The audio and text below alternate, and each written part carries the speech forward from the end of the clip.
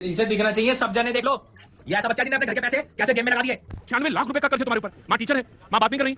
बच्चे हो या बड़े, ऑनलाइन गैम्बलिंग के चक्कर में कोई भी पड़ सकता है। कर्ज में डूबे लोगों को जब कोई हल नजर नहीं आता तो वो अपनी जान ले लेते हैं। ऐसे बढ़ते मामलों की वजह से 2025 में भारत सरकार ने उन सभी गैम्बलिंग प्लेटफॉर्म्स पर बैन लगा दिया जिनमें असली पैसों की बाजी लगती थी। इसमें ड्रीम 11 जैसे बड़े नाम भी शामिल हैं। बैन के बाद से सरकार ने करीब 8000 बेटिंग और गैम्बलिंग साइट्स को ब्लॉक किया है। लेकिन ऑफशोर बेटिंग साइट्स यानी ऐसी साइट्स जो इंडिया के बाहर ऑपरेट कर रही हैं अब भी पूरी तरह बैन नहीं है। तो लोग अब भी इसके जाल में फंस रहे हैं और लाखों पैसे डुबा रहे हैं। मैं हूं तस्नीम ज़हरा और आज के टॉपिक न्यूज़ के एपिसोड को बच्चों, बुजुर्गों, पार्टनर, दोस्तों सबके साथ शेयर करिएगा क्योंकि आज समझेंगे ऑनलाइन गैम्बलिंग साइट्स की स्ट्रैटेजी को। ये साइट्स यूं ही एडिक्टिव नहीं है, इन्हें जानबूझकर ऐसा डिजाइन किया जाता है तो आप या आपके खास लोग इसमें ना फंसें। इसके लिए ये वीडियो अंत तक देखिएगा।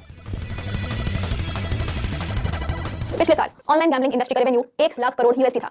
ये वो पैसा है जो लोगों ने ऑनलाइन गैम्बलिंग या जुआ खेलते हुए खोया। तो जरूरी नहीं कि हर बड़ी और बढ़ती मार्केट हमारे लिए अच्छी हो। एक के बाद एक गेम खेलते रहना, थोड़ी थोड़ी देर पर ऐप की नोटिफिकेशन आना, फोन हाथ में रहता है तो कभी भी ऐप खोल पाना, इन सबसे लोगों में बेट लगाने की उत्सुकता बढ़ती है। कई मामलों में लोगों को उतना मिलता नहीं जितना वो इन सब में खो देते हैं। शुरुआत होती है 1-2 बेट से, लेकिन अगर सभी लोग बेट्स जीतने लग गए तो इन गैम्बलिंग ऐप्स का फायदा कैसे होगा। इसलिए इनको बेहद ध्यान से इंजीनियर किया जाता है ताकि लोग 1-2 बेट्स पर ही ना रुकें, पैसे लगाते रहें। ये सिस्टम मैनिपुलेटिव होते हैं और कुछ स्पेसिफिक तरीके इस्तेमाल किए जाते हैं इन्हें मैनिपुलेटिव बनाने के लिए। पहला तरीका है प्लेयर पर टाइम का प्रेशर बनाना। बेटिंग किसी भी गेम के अंत तक चल सकती है और इन ऐप्स के डेवलपर्स उसका फायदा उठाते हैं। ये ऑड्स फ्लैशिंग और टाइमर का इस्तेमाल करते हैं, यानी एक साइकोलॉजिकल प्रेशर बनाते हैं ताकि इंसान जल्दी से अपनी बेट रख दे। दूसरा तरीका है यूजर को ऐसा महसूस करवाना कि सब स्किल का खेल है। अगर प्लेयर अपने आप को एक्सपर्ट समझता है तो उसे कुछ एक्सपर्ट टिप्स दिखाई देती हैं जिससे उसे लगे कि ये सब स्किल का खेल है, पर असल में फायदा सिर्फ इन ऐप्स का होता है, प्लेयर का नहीं। तीसरा तरीका है बोनस या फ्री बेट देना। अगर कोई प्लेयर बेट हार जाता है तो ऐप उसको बोनस या फ्री बेट देती है ताकि वो ऐप छोड़कर ना जाए।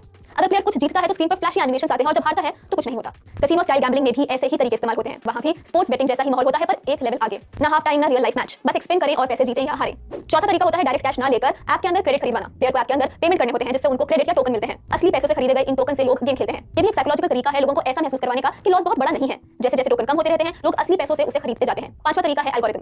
एल्गोरिथम प्लेयर का बिहेवियर ट्रैक करता है ये समझने के लिए कि प्लेयर कितने ज्यादा पैसे लगा सकता है, प्लेयर कितनी देर तक खेलता है, कितने बजे खेलता है, उसका कितना लॉस हुआ, एक बार में कितने लंबे समय तक खेलता है। ये सारा डेटा प्लेयर के बिहेवियर को ट्रैक करने में इस्तेमाल होता है। जैसे ही प्लेयर का इंटरेस्ट कम होने लगता है तो बोनस और प्रमोशन से उसे रोकने की कोशिश की जाती है और लोगों का इस जाल में फंस जाना बहुत आसान होता है।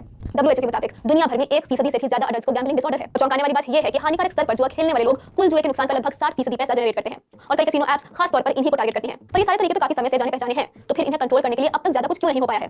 ऑनलाइन जुआ और बेटिंग ऐप्स को कंट्रोल करना सरकारों के लिए बेहद मुश्किल है। इनमें से कई ऐप्स अलग अलग देशों में काम करती हैं, पैसा बहुत तेजी से इधर उधर करती हैं और जटिल टेक्नोलॉजी के पीछे छिपी रहती हैं। कई तो क्रिप्टो करेंसी तक का इस्तेमाल करती हैं। इसके अलावा कई सरकारें टैक्स और लाइसेंस फीस के जरिए खुद जुए से काफी पैसा कमाती हैं। इसलिए भले ही ऑनलाइन जुए को एक बढ़ती हुई मानसिक स्वास्थ्य समस्या माना जाता हो, फिर भी सरकारें इन्हें अनुमति देती हैं। हालांकि दुनिया भर में कुछ कोशिशें भी चल रही हैं। ब्राजील ने ऑनलाइन गैम्बलिंग प्लेटफॉर्म्स पर फेस बायोमेट्रिक वेरिफिकेशन को अनिवार्य किया है ताकि सिर्फ अडल्ट्स ही साइन अप कर सकें। भारत में 2025 में नया कानून लागू होने के बाद करीब 8000 अवैध बेटिंग और गैम्बलिंग साइट्स ब्लॉक की गई हैं। यूरोप में देशों के बीच कॉपरेशन और डेटा शेयरिंग की पहल हो रही है ताकि अवैध और बिना लाइसेंस वाले ऑनलाइन जुए से बेहतर तरीके से निपटा जा सके। फिर भी अगर आप मेरी सलाह माने तो ऑनलाइन गैम्बलिंग मत ही कीजिए, और अगर फिर भी करते हैं तो समय और पैसे दोनों की सख्त लिमिट तय करें। ये ना ही स्किल का खेल है और ना ही कुछ एक्सीडेंटल है। सब कुछ डिजाइन किया गया है और ऐसे डिजाइन किया गया है कि लोग ज्यादा से ज्यादा और बार-बार बेट लगाते रहें।